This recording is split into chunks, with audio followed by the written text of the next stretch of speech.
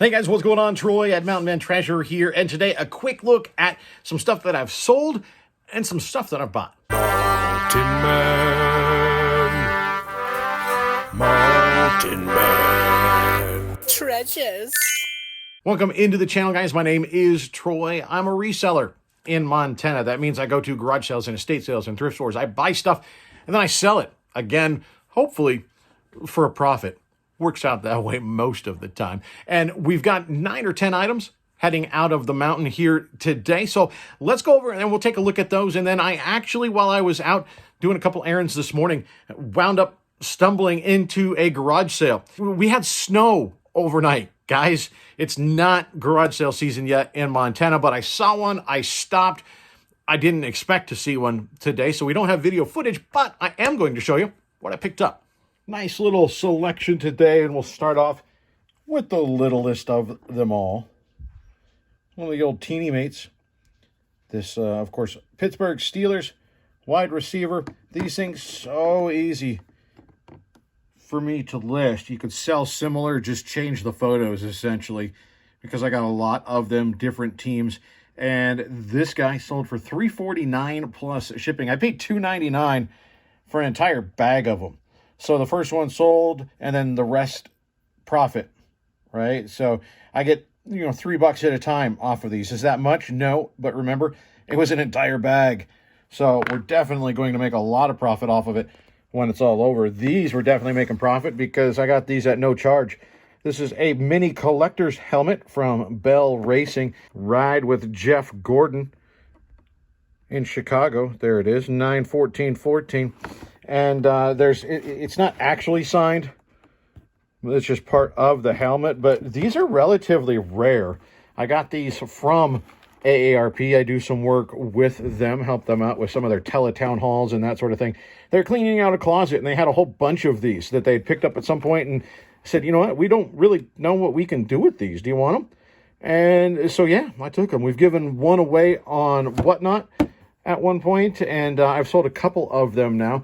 This one, actually, a buyer named Joey. Joey, I don't know if you're a viewer or not, but he left a message and said, thanks for the deal.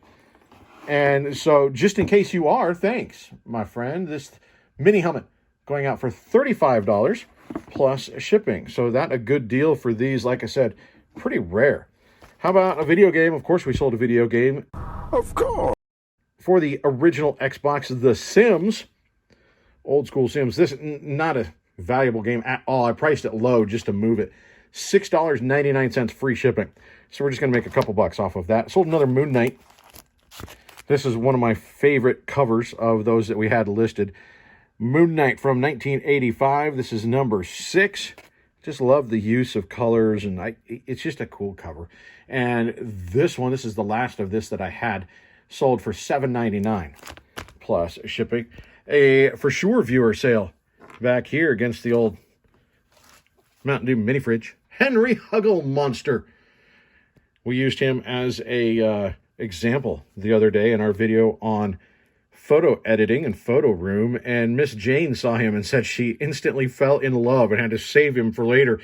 And I actually sent an offer out to a watcher on this, and it was Miss Jane. And so she picked him up for $15.12 plus shipping. So, Jane, thank you so much for picking up Henry. I got him at Goodwill for, I think it was $2. So, nice little profit on that. And it's going to a fantastic friend of the channel, fantastic human being. We got a cool sale here. This is the Armorer from The Mandalorian. And it's, of course, autographed there by Emily Swallow. It's got the Beckett COA down there. And I like selling autographed 8x10s. They take a while to move, but they do move, and they're cool things to have in the store. I like having them. Emily Swallow sold for $28 plus shipping. I actually had it up for about $34, $35 and was negotiating back and forth with somebody the other day and thought, you know what? That's a good enough price on this. And I enjoyed the good-natured back and forth of the offers. They did it the right way. This is the way. This is the way. This is the way. And so they earned themselves a deal. So Emily Swallow, 8x10, going out. And then this going to another buyer, another 8x10. This is signed by Tony Cox, of course, there with Billy Bob Thornton from Bad Santa. Again, with a Beckett COA'd. And in order for them to say that for autographs, they have to be signed in front of a Beckett personnel, a Beckett person.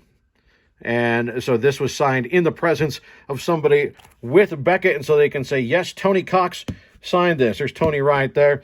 And so Tony Cox, I took an offer on this one as well. Not quite as valuable, $14 plus shipping on that guy. That's the same price we got for this. This is Vintage Guess. And this is a t-shirt, and I'll show you. We'll undo it here. I'm going to have to brush it off on my sitting on my counter here.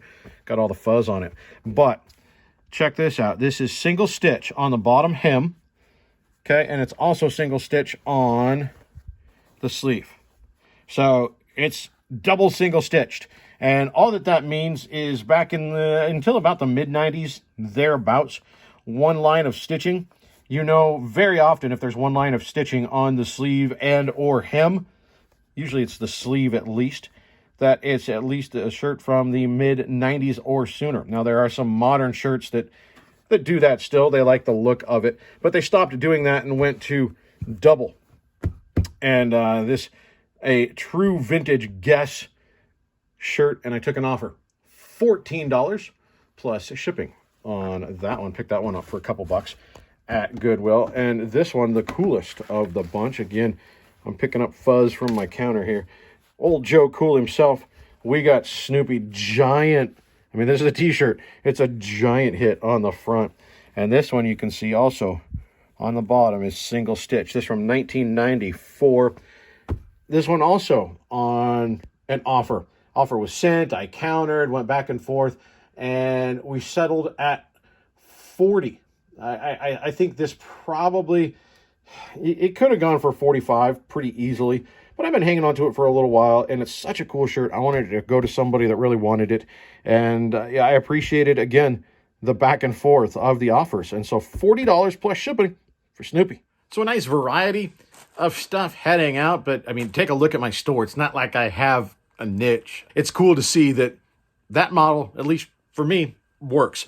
And so let's take a look at a few things that I picked up today at that garage sale. It was a very, very small garage sale. It was still raining this morning, so it was all crammed into the garage itself.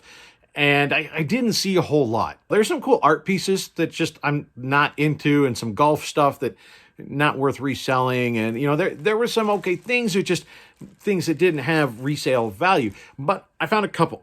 And so I wanted to show you, this one is a knife that I picked up. It's Boken, B-O-K-E-N. Made in the USA. This particular knife right here, this would have been made, I think they started making this model back in like the mid-40s. And they made it up past that, of course. But this, I mean, you can see on there, this knife has seen better days. It was put in a tackle box, more than likely. Something like that. It was a camping knife, something like that. And it's, you know, very rusted. That's something that can be restored, you know, if somebody wants to do that. But I picked it up for $5. More than I wanted to spend on it, honestly.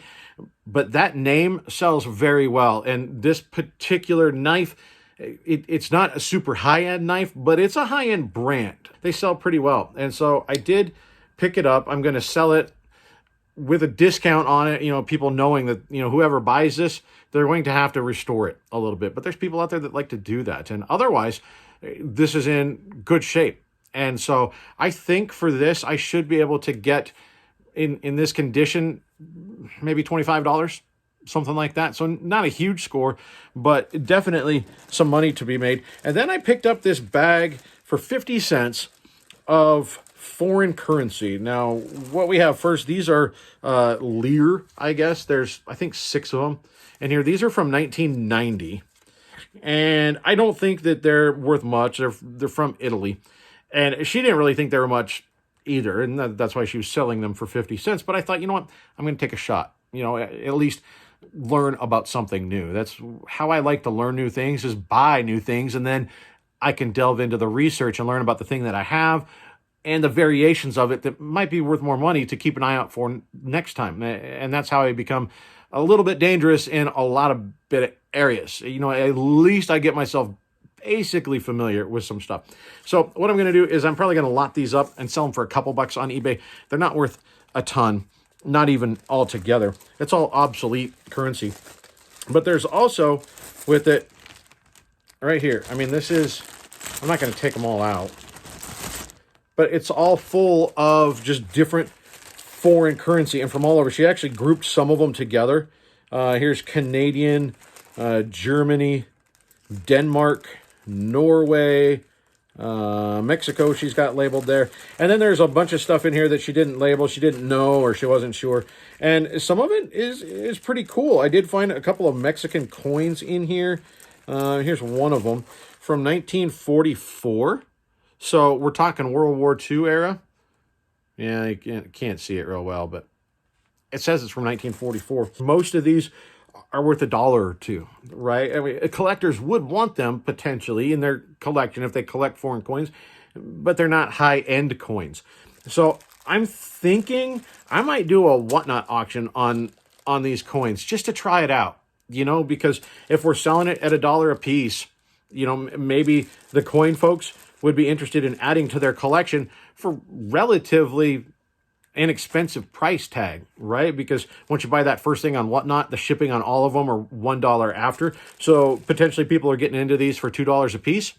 I don't know. It was worth trying for 50 cents. So I did pick those up. But the coolest thing that I picked up, let me grab it.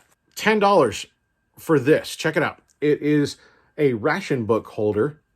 There's the War Eagle on there. This is from World War II, guys. See, it's definitely beat up, right? She taped it to hold it together at some point. It's taped on the inside as well. Now, this would have held, let me take it out because look, it's right here. It held your stamps.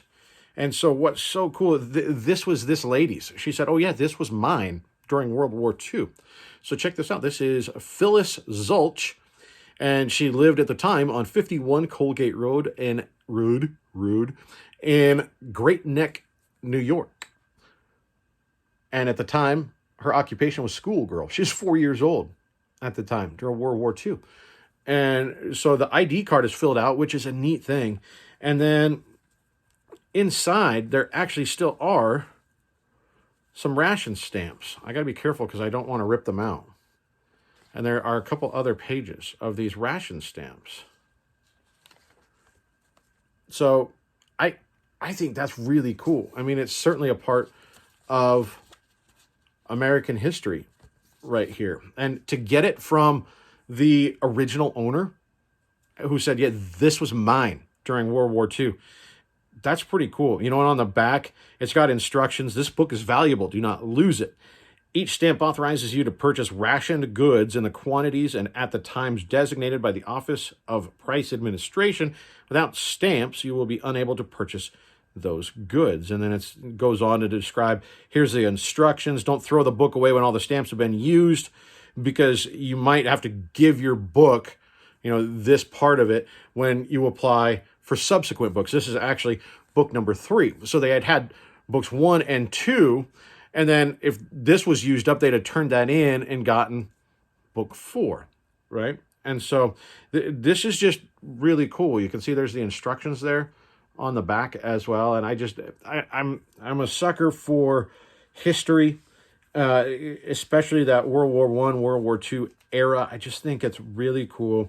And to have gotten this from, you know, somebody that got this when they were a little girl, it's just a really cool thing. There are sold comps for not this particular one very similar for about $40. I looked it up when I got home just to see, you know, hey, how much is that worth? I thought it was worth at least $10. I think we ought to be able to get around $40 for this. Even in this rough condition, this will be a nice addition to somebody's World War II collection. So that's what I picked up at my singular garage sale today. I think there's one tomorrow, but the ad, I don't know if it's going to be as good as what it looks like it might be. It feels like he knows the keywords. And so I think he's going to have a whole lot of people there. It says no early birds. We all know how that works. And so you got to kind of play the game, get there a little bit early and feel it out and see where they're at and see how many other people are getting there early. I'm guessing there's going to be a crowd, so we'll see. He did mention tin toys, and I love those. So I'm going to see if I can find any, if I can get there in time to get any. And we got to see if they're even at the right price because I got to make money. That's what I got to go do right now, in fact. So I got to get stuff listed. See you next time.